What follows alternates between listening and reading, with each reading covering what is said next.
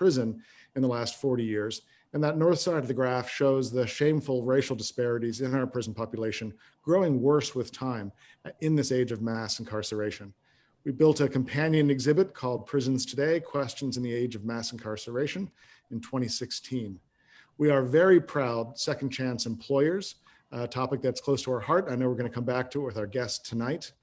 When we closed the site because of COVID, we rolled out a bunch of virtual programming. This one is still going. It's called Prisons and the Pandemic. It's a 3-minute overview of the impact of COVID-19 on incarcerated Americans. It comes out every Friday. You can see it on our Facebook page. We have reopened the site. We're open 3 days a week for daytime tours with, of course, social distancing and masks and all those things to keep our guests and our staff safe. And we also now have night tours. They run through November 15th. We're open 5 nights a week now for special programming, audio tours and art installations, all the things you can do during the day, you can now do at night as well at Eastern State Penitentiary. If you want to keep up with us, we're in all the places you would expect: Facebook, Twitter, Instagram. Our friends at FAMM have hosted one of our searchlights every year for the last 3 years. They have been such effective advocates for really level-headed policies in Pennsylvania and in fact throughout the nation. And this is our annual time when we simply, our annual searchlight, when we simply turn over the entire evening to our friends at FAMM. So I want to thank everyone at FAMM, and especially my personal friend Celeste, for running tonight's searchlight. I'm going to turn off my camera. I'll be back in about half an hour with questions from social media. Whatever platform you're watching us on tonight, please submit some questions. I'll be tracking those behind the scenes. I'll be back in about half an hour or 45 minutes, and I'll forward some questions from Celeste. With that, Celeste is going to introduce the guests here from FAMM. Celeste, welcome. Thank you so much, Sean. And thank you to Eastern State Penitentiary for hosting this conversation as a part of their incredible Searchlight series of events. Good evening, everyone. As Sean said, my name is Celeste Trusty, and I am Pennsylvania State Policy Director for FAMM. Here with me tonight are Lieutenant Governor and Chairman of the Pennsylvania Board of Pardons, John Fetterman, Criminal Justice Reform Advocate, Mr. Charles Brown, and Reverend Dr. Kimberlee Johnson, who directs the Prison Education Program at Eastern University. Thank you all so much for lending your experience and your expertise to this important discussion about expanding second chances in Pennsylvania. Pennsylvania's approach to sentencing is not only wasteful, but it separates families, it exacerbates racial disparities, and it deprives people who have made mistakes of nearly any opportunity for redemption or mercy.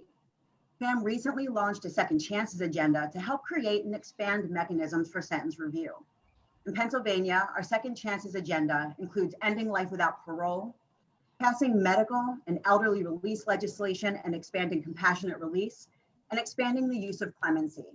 All of us change and mature, and our laws and our concept of justice should reflect that.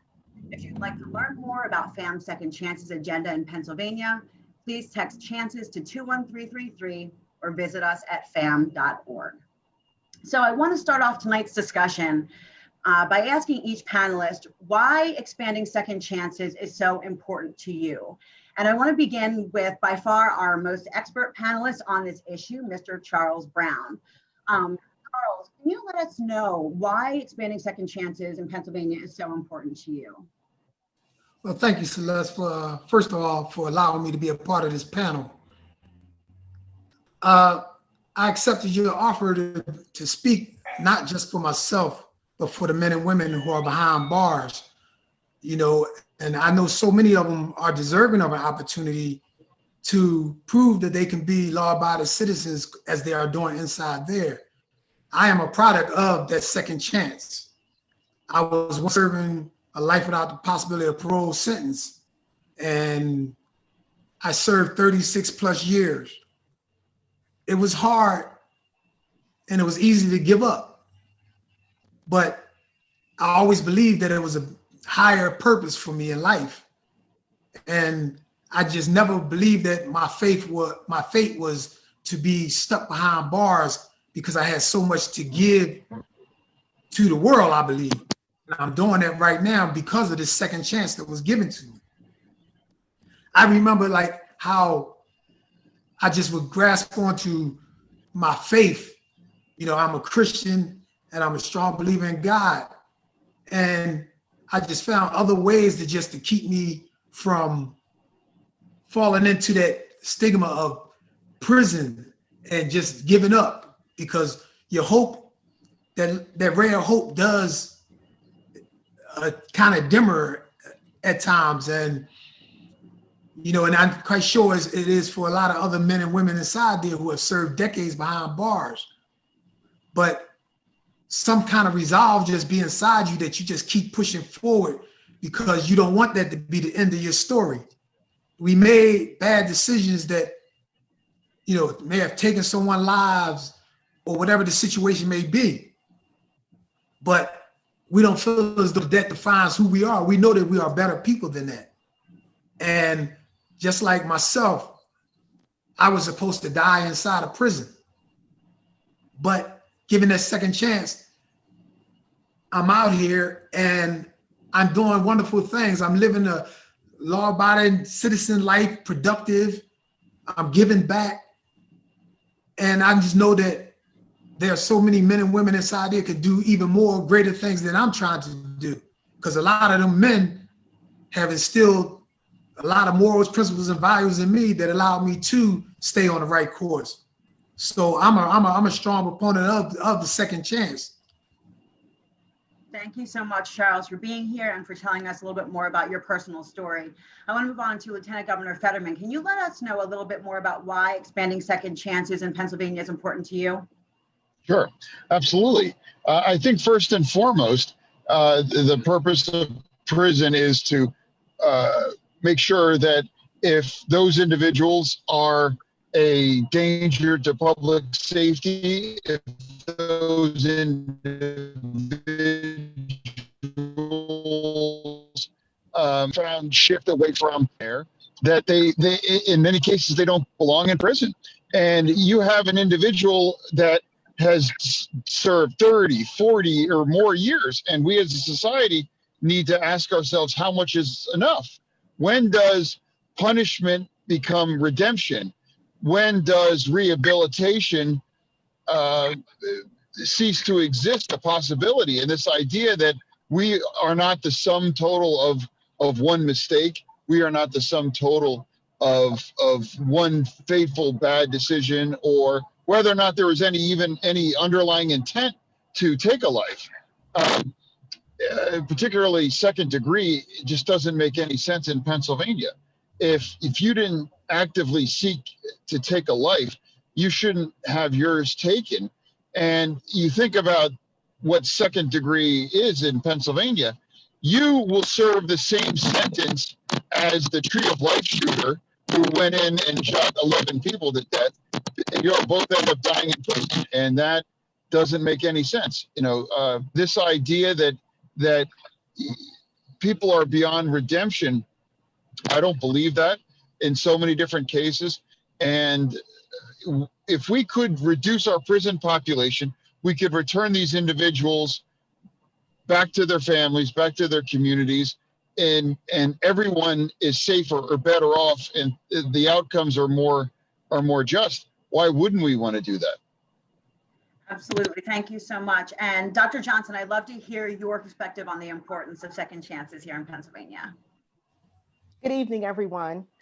So I come at this from a number of different perspectives. So I come to it, of course, as an African-American woman who grew up in an urban area and have seen a lot of community members end up in prison. I come to this as a person who's had incarcerated family members. I come to this as a person who's a victim of crime.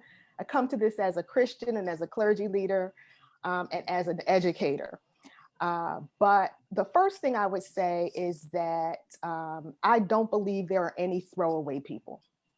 And so for a system to give someone a life without parole sentence, for example, I think is excessive punishment. And I think it violates the 8th Amendment ban on excessive, cruel and unusual and excessive punishment. So that's the first part. The second thing I would say, I was listening to the Lieutenant Governor speak about the purpose of prison. I just recognize that there's a problem with the system itself. So I don't believe there are any throwaway people, but I also recognize that the system disproportionately impacts people of color, discriminates against people for that reason. It's unfair to the poor, to people who can't afford good legal representation. I recognize that there are laws that are unjust, that have given people excessive sentences. And so for that reason, I think we need to have a more redemptive approach. And I believe that people are capable of change, people are capable of growth, people are capable of learning, and they should be given second chances. I believe people make mistakes, and I believe people are in prison unjustly. So for all of those reasons, I think we need to be advocating for second chances for incarcerated people. Thank you so much. And so I kind of want to just expand on this idea about the people who we have in prison and why we need to kind of shine a light on them and show why we need to expand second chances. So Charles, I want to talk to you a little bit more. You kind of mentioned earlier about the mentors who helped you whenever you entered prison, but then also the people who are given a second chance and the things that they're able to do in their home communities. Can you talk to us a little bit more about the people that you met while you were inside, but also the people that you might have mentored while you were inside, and then also the people who are out now and the things that they're doing to help others? Yes. There are so many older gentlemen who really got it already. They understood, the need for changing. Whereas though I came in as a pretty much a teenager and still trying to understand how to navigate through this barbaric environment, they pulled me to the side after a couple of hiccups, that I had, dealt with. But they showed me that you don't have to go that route. Get your education, watch who you be around, take advantage of, even though it was hard for a person serving a life sentence to get trades and things of that nature. But they said, well, when opportunity open up, jump on it. And there's individuals who right now, like one of the gentlemen that come to mind is Al Joyner. This gentleman has over 50 years in prison, and people look at him like as a throwaway, but this guy really, really took me under his wing, and just at times, like I say, I was ready to kind of fly off the handle, but he was like, no, you have a bigger purpose. Don't do it. Don't let this guy that's coming in here, with a 2 to 4 and just acting crazy, just throw all the stuff that make you throw all the stuff that you built up away. Then there's guys like Walter Smith, Larry Walker. These are guys, Kevin Royster. I mean, these are some family members. They were in prison, but they was like, look, I made these bad decisions and I'm still trying to get it, but you have a different purpose. You already getting it. So I latched on to that and just continued my education. Never, even though times was getting hard when your appeals get denied, but I held on to my faith, and then those encouraging words from these men, and just kept pushing forward to look forward to this day that I'm out here. I was also a mentor in there, and I mentored, like I seen the Horton brothers, Dennis and Lee, when they first came through. These are some fine gentlemen. And I saw something. Remarkable gentlemen. Yes, and I saw something in them, and I was like, why are they in here? They didn't even seem like the street type of people to me. And we became real close, and I watched them just mature and elevate themselves inside a negative environment, and they've done so many wonderful things. And they talked to me, and we studied law together. We did so many wonderful things together. And when it was time for me to leave Chester prison, I wish I could have just put them in my suitcase and took them out with me, and when to see them being denied commutation, those things was like, nah, that can't be. I had to relook at, the stuff that was written. I was like, it's impossible, because I knew it was a shoo-in that they were they would be released. You know, then you have Yeah. gentlemen and women who were juvenile lifers who are out now, and society and the criminal justice system think that because we were confined for these lengthy periods of time, that it will be so difficult for us to adapt and navigate out in society. But everyone out here is doing amazing jobs. You know, they're holding down the fort. They're showing that what happened 20, 30, 40, 50 years ago didn't define who we were.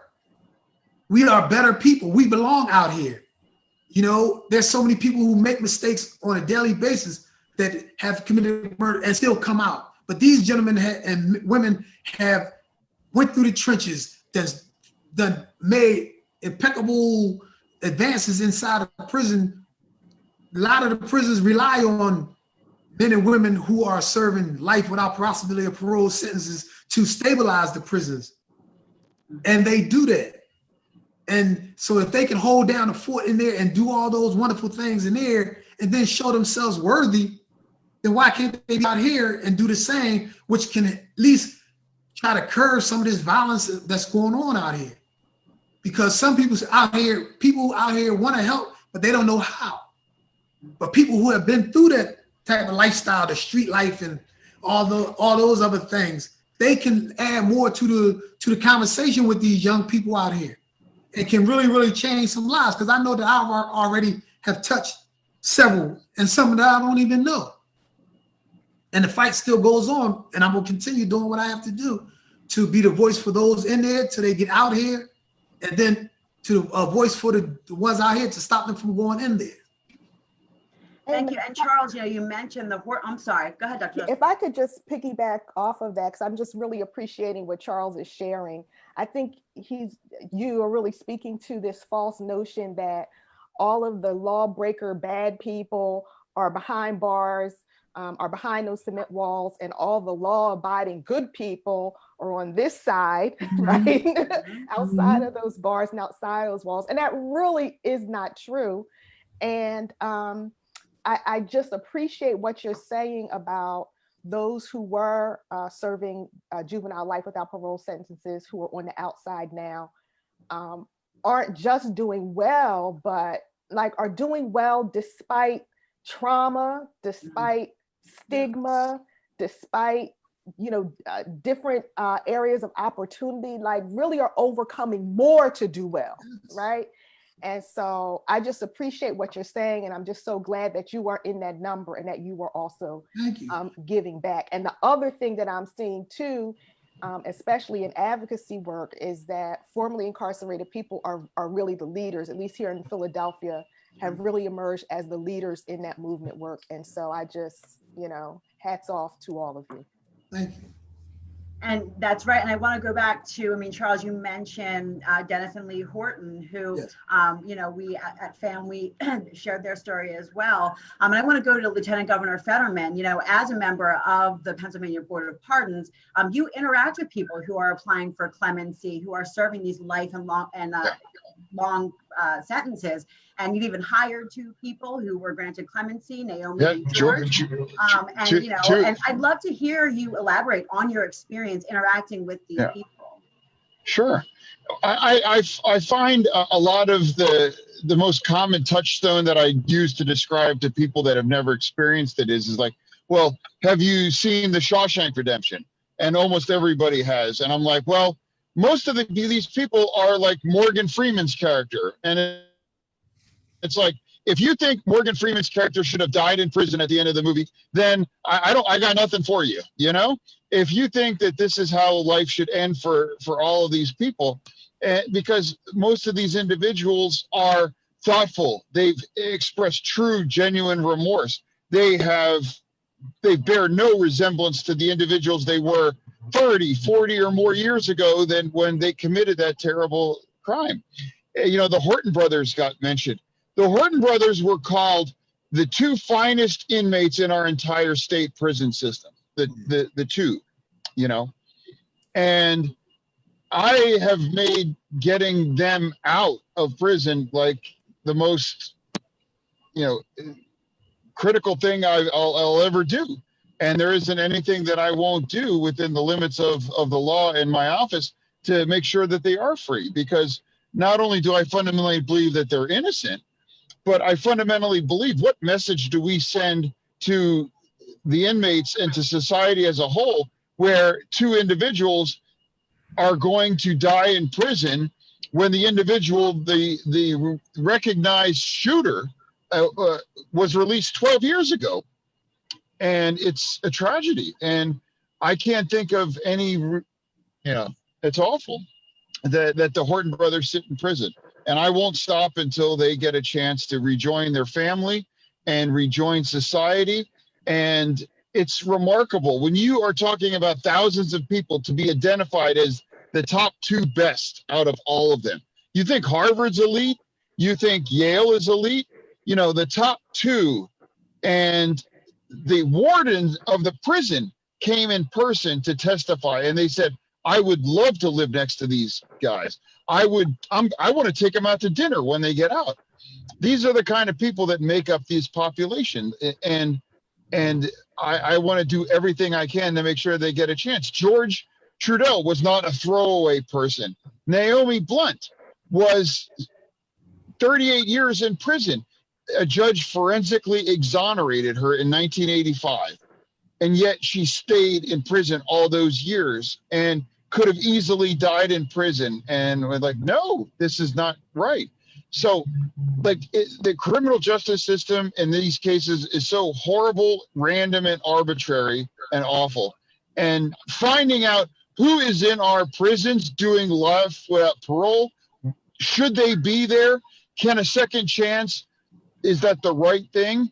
And we can't ever give into this idea that these people are beyond redemption. Yes, and I agree. I mean, and as I mentioned earlier, so many of these people are just trapped in the system that severely lacks opportunities for second chances here in Pennsylvania. And one of the things that I think we don't really pay attention enough to in society is the impact that this has on families and communities. So in 1980, we had 848 people serving life sentences here in Pennsylvania. And now we have more than 5,300 people serving life without parole in Pennsylvania. That's outrageous. And that's not just going to impact the actual person serving that sentence. There's an impact on families and the communities as well. And I want to hear from you, Charles. What was the impact of serving a life without parole sentence on your family? And what did you see the impact on other people and their families? And then also, what has the benefit been of your second chance on your family? Well, first, I would like to say that, yes, my family was impacted. But I think that first and foremost, the person whose life was lost, his family suffered tremendously. And as I shared during my resentencing, if I could have changed anything that night, I would have, and there's not a day that went by that it wasn't a period where I didn't think of that incident, that individual, what his family's going through and what had lost. Then I started worrying about, after that, then I trickled down to the impact that it had on my family. I just think of how when I was first arrested and I was already only 16, but I was scared. And my mom came, and I'm thinking about they call her my mom, and and I'm just a wreck. And I'm like, I'm thinking that she's gonna come in screaming and just going off on me. What do you do? This, and that. And the first thing she did was, when she came in that room, was grab me, hug me, cried, and just told me that she was gonna be there for me. And she didn't waver for over those 36 plus years. And it was so hard, because during that time, you kind of feel like you let your family down. They have to travel all these hours and hours to see you, going through all this crazy treatment, by staff, and, trying to get resources that they at times didn't have just to get there, to see your face, to let you know this is gonna be all right, and they are there. So I know my family was impacted tremendously. You know, I was just one of the fortunate ones. I lost a brother during that time, a few people, but I saw over the years, people, pretty much their whole family was wiped out from doing these decades inside of prison. And these were still some of the ones who mentored me, when it was easy for them to just say, you know what, the hell with everything. Bad enough the system telling me that I'm gonna die in here, so why do I have to go and try to get these degrees and, further my education and help these other young ones that's going back into society? I'm stuck in here. I can do whatever I want. But they still keep it, just holding on to that ray of hope. And then there's the one that still had their families in their corners, like the Horton brothers and the Joiners and the Smiths that I was speaking about. Their family is pulling for them, and they want desperately to get back to their families, and to just live a normal life. That's why second chances is so important, because we are letting a lot of beautiful people, just waste away inside there. And I would feel that it would have been a disservice for me to be given a second chance and get out here and then just enjoy life when I left so much of a part of me is still there. So I'm gonna speak up, and anytime I'm able to lend my voice for them, I'm gonna do that, because they deserve a second chance. It's some, like Lieutenant Fetterman said, there's some beautiful, amazing men and women inside there. And they just, and right now, if they could hear this, they would just thank you and all the other ones who put this together to have things heard. So I really appreciate it.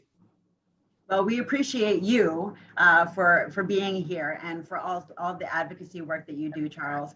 I want to move to Dr. Johnson. I want to talk to you about the broader implications of denying second chances to people who are serving these long and life without parole sentences. 65% of people serving life without parole sentences in Pennsylvania are Black.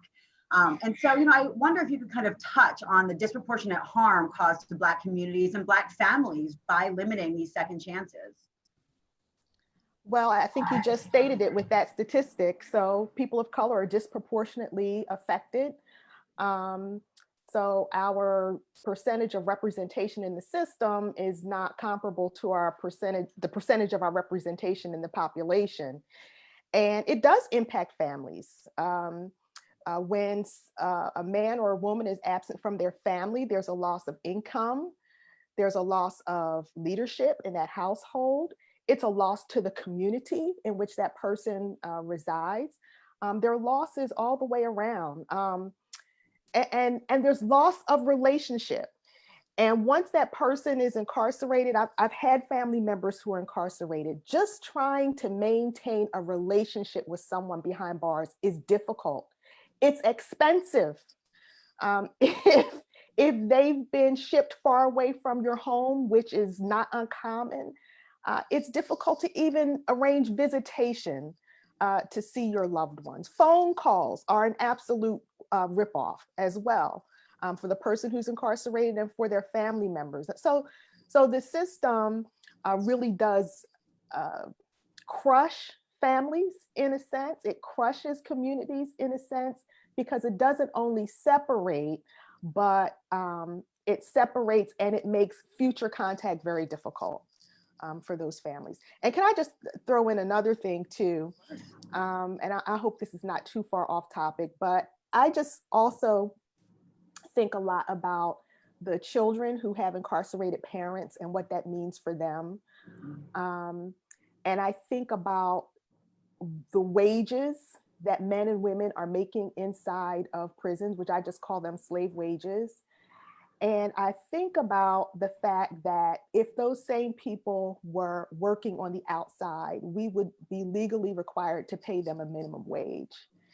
And I often wonder, if we didn't use people in prison for labor, if they would not be able to at least contribute to their families back home?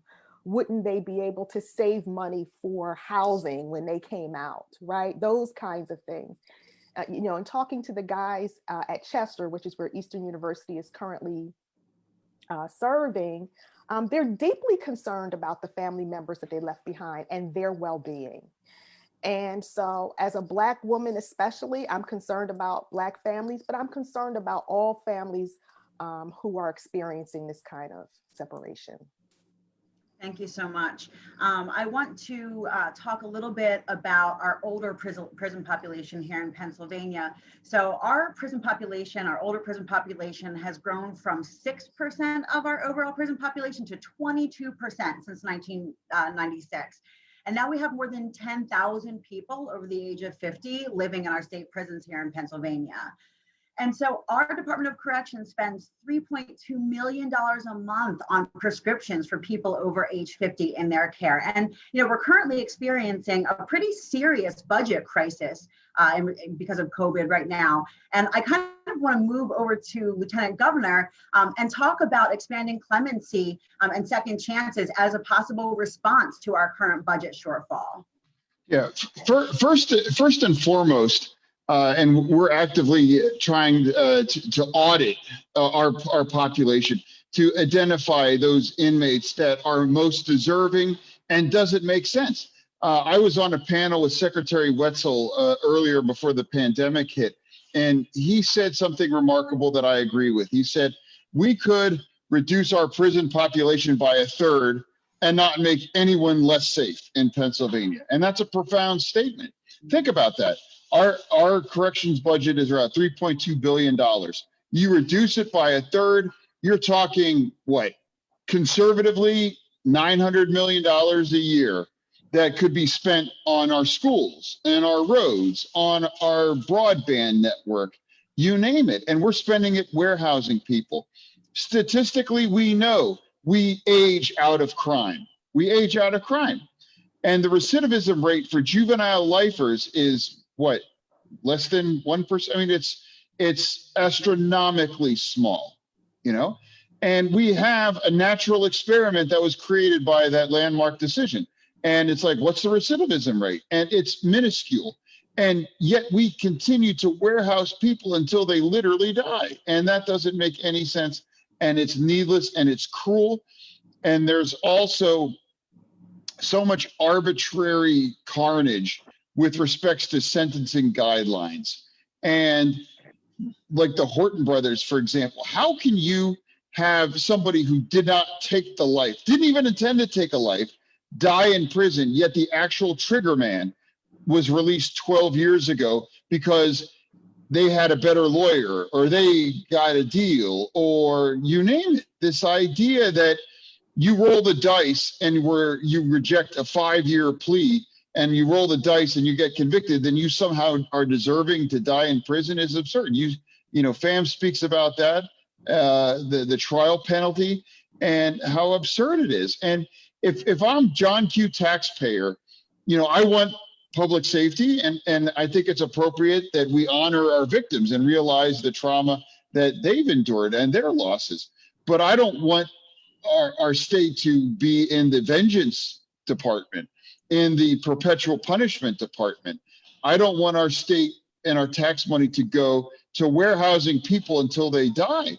We as a society have the moral obligation to ask, how much is enough? How much is enough? And I think back to the person I was, you know, when I was 18 years old, and I wouldn't, you know, this idea that I'm 51 years old, that I could be dying in prison for a dumb mistake I made, you know, all those years ago, and that I'm beyond redemption. If I've lived my best life in prison and I have, you know, like the Evans brothers, I mean, they're going to be getting out. And they've done almost 40 years in prison and they were offered a deal of 10 years. And you know what the tragedy is that the victims' relatives said that our family can't heal unless these men get out. This is ridiculous. You know, it's tragic. And Pennsylvania was warehousing the Evans brothers until their death, and we fought to get them out. And it's like there are a lot of Evans brothers, and we need to understand that these are not Hannibal Lecters. These are George Trudells. These are Naomi Blunts. These are the Evans brothers. These are the Horton brothers. These are all individuals that are deserving of a second chance. Absolutely. And I mean, if we go back to Charles Brown right now, you know, you're one of those people. You essentially grew up in prison, you know, and I'd love to hear kind of your experience about aging and maturing in prison, but also what you experienced with other people aging and maturing while they're in prison. As Lieutenant Governor said, we age out of crime. We're all different people than we were when we were 18, 19, even 25. So I'd love to hear you expand a little bit on that since you had that experience. Well, like I said, I went in at 16 and never been in prison before, never been in a juvenile facility. So it was difficult trying to understand, how do I survive inside here? It's the ones, they say only the strong survive at times. And during the era that I came in, that's what it was like. I was considered like, just like a lot of the other juvenile lifers that went through there, someone was considered like goldfish thrown into a tank with killer sharks and piranhas and stuff. And so you had to either get preyed upon, eaten, or you had to grow fangs at times. So when I say that analogy, at the beginning, you know, you had your rough patch. You look and see what had to be done. And some people tell you, like, look, you're gonna have to deal with that situation because that guy gonna come at you. So you did what you had to do to make sure that you were protected. But that only lasted like for a small amount of time. And then, you know, people left you alone. It was about, okay, he's a stand-up guy. And, you know, then they start seeing you doing things that, okay, he's about sports, he's about going to school and getting his education and, you know, just rising above it. He's about trying to learn the law to fight his case because he want to go home. You know, he's willing to help somebody and, you know, talk a person out of, you know, fighting on the basketball court and things of that nature. So you start doing it's to start out little steps. The next thing you know, you be like, start feeling good. Like, oh, I stopped him from going to the RHU and, you know, and he thanking you. And so you're like, wow, you know. And so then you get to the point where, like, I didn't understand what a life sentence was. You know, my attorney didn't explain it to me. He told me I would be eligible for parole with good behavior after 8.5+ years. You know, so when I was offered a deal of 10 to 20 years, I was like, why would I take that when I can fight it and try to win the case, or I'll get this life sentence and I'll just be cool for 8.5 years and be eligible for parole. But that wasn't true. So that was frustrating. And, you know, you want to give up, but you know that I can't do it. And I know that I'm going to get out of here one day. And it was always from day one, I always believed that I was going to one day be back on the streets. So it clicked in my head, if that's what I'm really believing in, my family telling me how much they need me out here, and if I keep going down the wrong path and just burying myself, they said I'm gonna die in it. So I don't have to dig my own grave. If I'm saying I don't want to be in it, I don't want to die in it. So I got it and started saying, you know what? As long as nobody physically put me in danger and try to hurt me, I wasn't gonna get into none of that. I'm gonna protect myself by any means necessary. But once nobody bothered me, I just knew that I had to change my thinking and you know, and just become a better person, the person that I knew that I was really born to be. And so I just worked on it. And, you know, I still have my flaws, but it's not a flaw that wears though that I'm a threat to society. You know, my flaws is overlooked, and people, when they found out, I run into people all the time and they found out that I was incarcerated for as long as I was, they was like, what? I would have never thought that of you because you don't carry yourself like a person in prison. I said, well, you know, thank you. But, you know, and it's like I say, so many people who get accredited for my growth and development. You know, and I will always, you know, besides first and foremost giving all the glory to God, I will always say how these men stepped up and helped me stay on the right track. You know, so you do outgrow that stuff. You see that you want to come home and all these years going by, you losing loved ones and you want to be with loved ones. You be like, this is nonsense. We used to sit back and just watch people do stuff like, why are they doing it? Like, remember you used to do that? And then we're like, yeah, but you know, and eventually, hopefully we can help them grow out of it, you know? So that's it for me.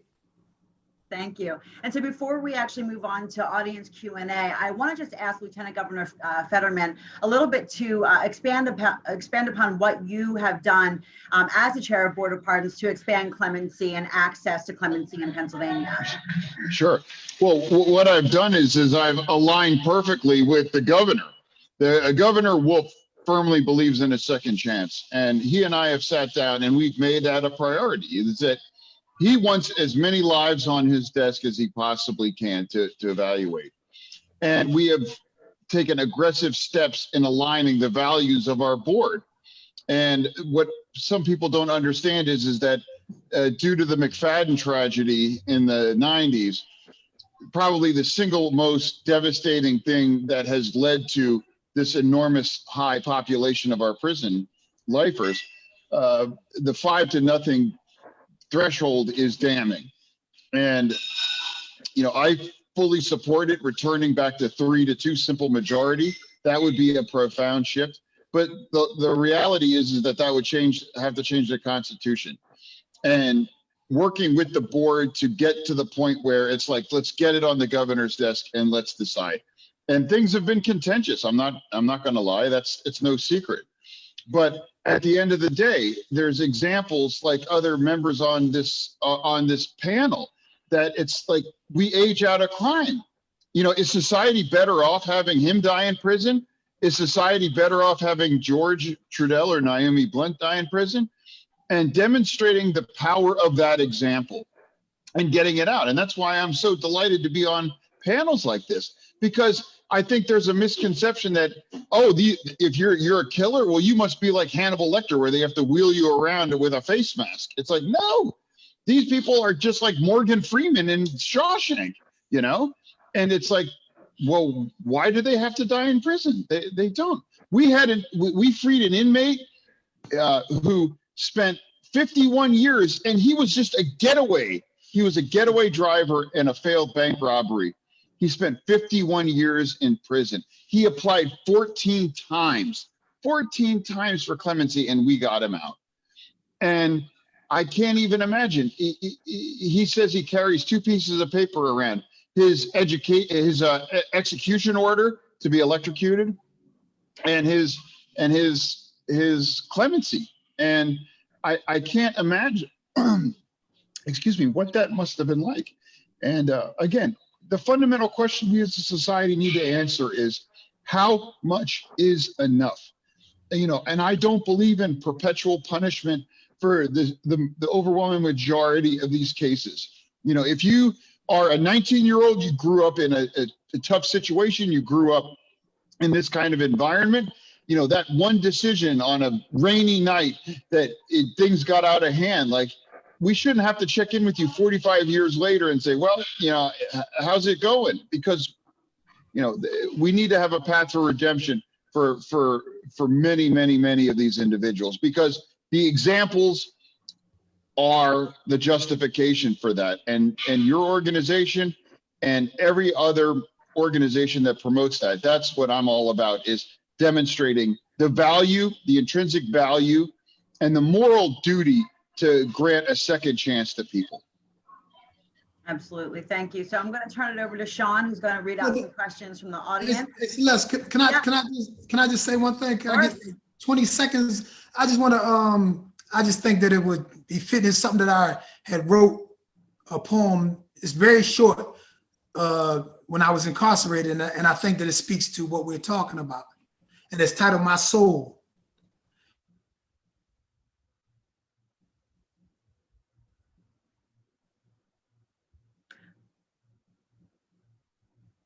Oh, Charles, I think you froze.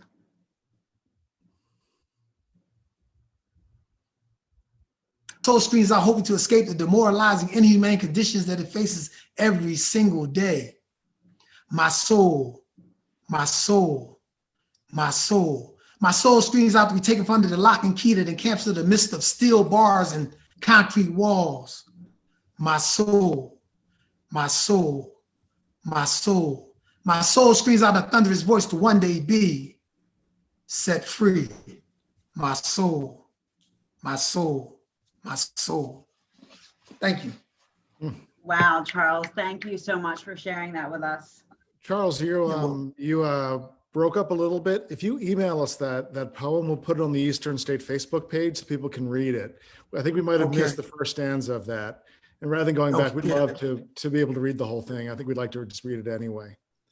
I have some questions here. They're coming in from Facebook and from Zoom. So this is a hard question, but I thought we should go ahead and tackle it. This is from Rachel coming in from the Eastern State Facebook page. My question is for the Lieutenant Governor, although I bet our audience would love to hear from all of you on this. In watching the most recent Board of Pardons public hearings, I was heartbroken to see the duress of many victims' family members while testifying. At the same time, it was clear that decades of incarceration had done nothing to heal their pain. What might be a more restorative approach to justice look like for people convicted of both first and second degree murder to balance the need for healing with the balance for mercy? Yeah, that's a great question. And the tragedy is above and beyond the loss of their family member is that they are often frozen in time because there is no interaction between inmates and the victims. They are literally barred from contacting them.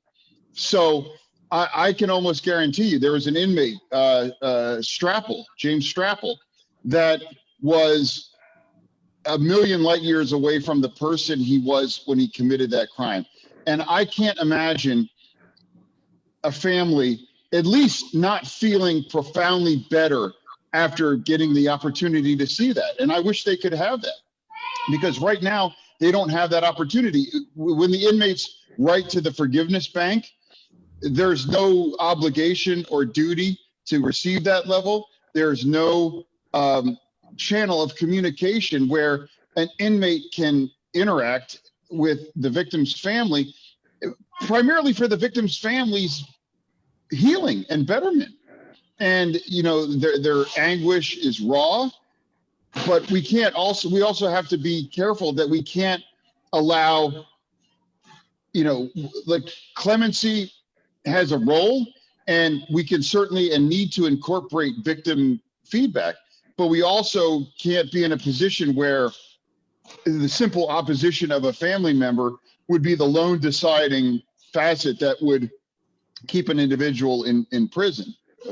So I think it's important to balance that, but we need to have more opportunity for these inmates that have been in jail for 25, 30, 35, 40 years to interact with family victims, at least from a dialogue, whether it's letters, whether it's a video call like this, and they can understand what happened that night. And they can understand that these are not the people that, that this isn't the person that upended my life and took my family, that victim from my family.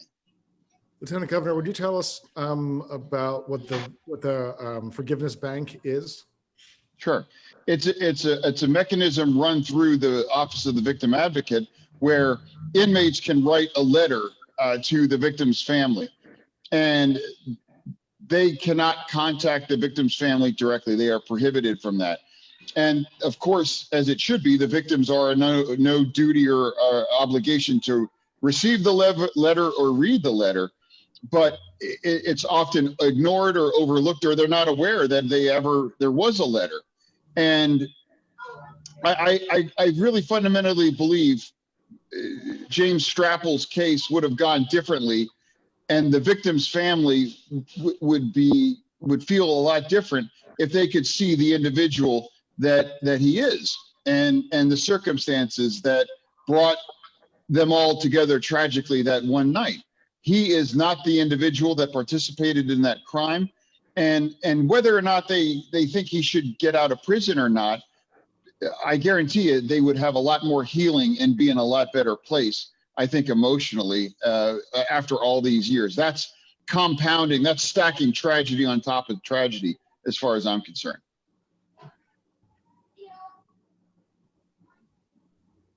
Dr. Johnson, Mr. Brown, anyone else want to weigh in on the question? We have a whole lot of questions coming in here, so I'm happy to move on as well. Well, personally, I just think Lieutenant Governor Fetterman did a wonderful job of giving that answer. I know that for my victim family, when I went through trial, like I said, I was a kid, and it was difficult to express those feelings, even when I was given an opportunity at the end of the trial to say something to the family. I didn't know what to say. But when I went through resentencing and the family, the victim family did not show up, but they sent the letter in. But I also prepared a statement and stuff specifically for them, that the court extended to them, and I don't know the results of it and everything, but it felt like a real weight was off my shoulders. Like the healing, I know for me, felt better to be able to tell them how I really felt about what happened that tragic night.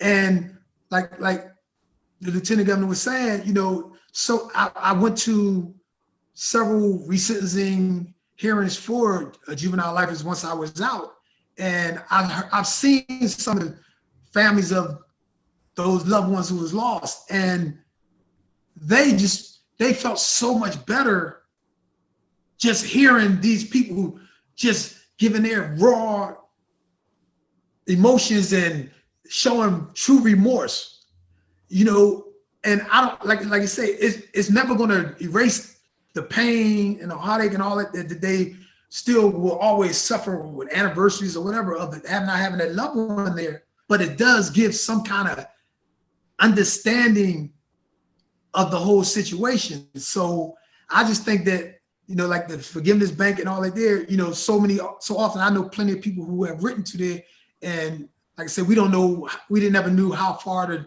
letters expanded.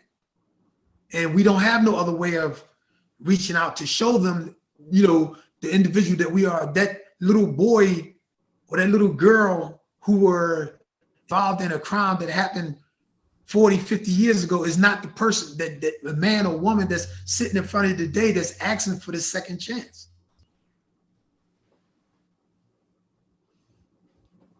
Very, very powerful.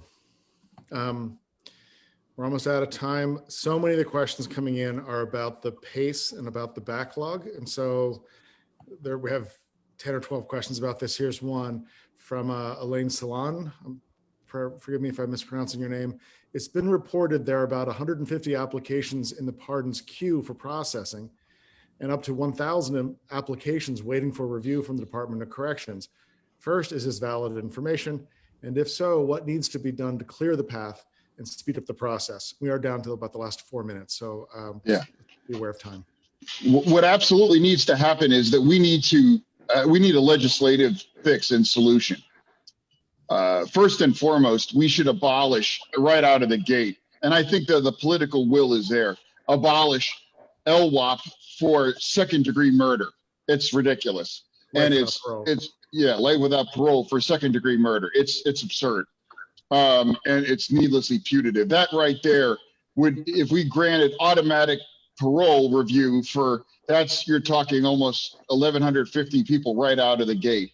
And most of these individuals are very, very deserving of a second chance, particularly since they never took a life. And then continue a systematic review. Politically speaking, life without parole for first-degree murder is going to be a difficult lift. But what we can do is expand clemency and do it in ways where we have the understanding that we are hamstrung by the 5-0 vote, and we're hamstrung by the divergent opinions that have to come together to create a unified vote just to get it to the governor's desk. Those are longer term fixes in terms of the Constitution. But if we had the will to say, look, let's fix this legislatively, let's fix this, I think we're there. And if we're able to flip the legislature and I'm not trying to make this partisan, but let's be honest, if we get some Democratic control in the House and or even the Senate, we can make these legislative fixes and we can put the wrong things right. And we can also do it in a way that makes Pennsylvania more safe, fair, just, and more healing for the victim's family, because I saw that again and again.